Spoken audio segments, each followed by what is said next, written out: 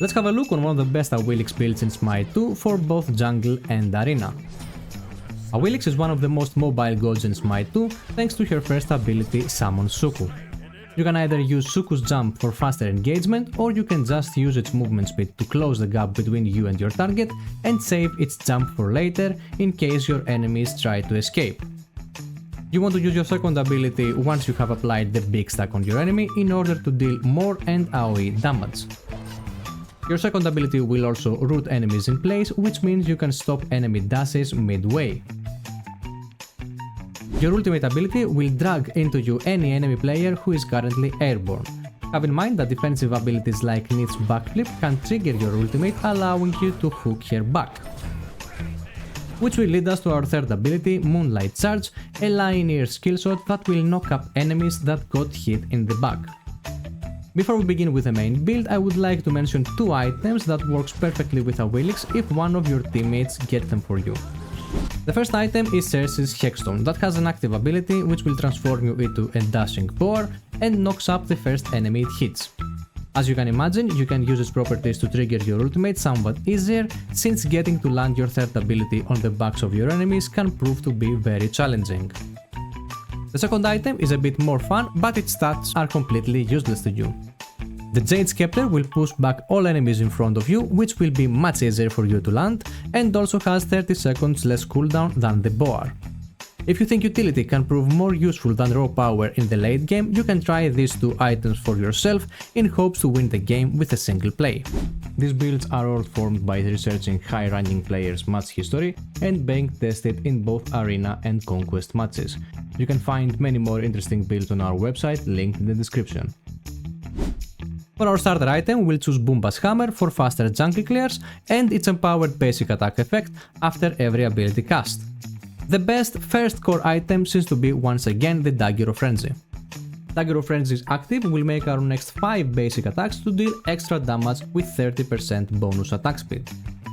What makes this item so good is that after its activation you can keep those stacks until you will actually use them, meaning you can activate it way before you reach your target and use it once more after you engage.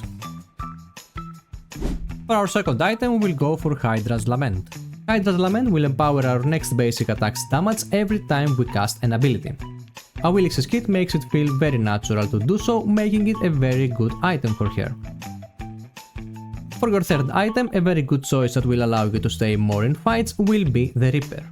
In order to unlock its full potential, you will have to score some kills, but if you manage to do so, its lifesteal and damage stats are all extremely good. And our next item will be the Void Shield. In the most recent patch, penetration values got reduced for quite a lot, giving our physical damage carries a hard time versus tanks. Void Shield will reduce every enemy unit in the vicinity physical protection by 15%, helping not only yourself but your teammates as well. After that, getting the Oathsworn Spear will boost your damage and reduce your enemy's protections even more after you're landing an ability.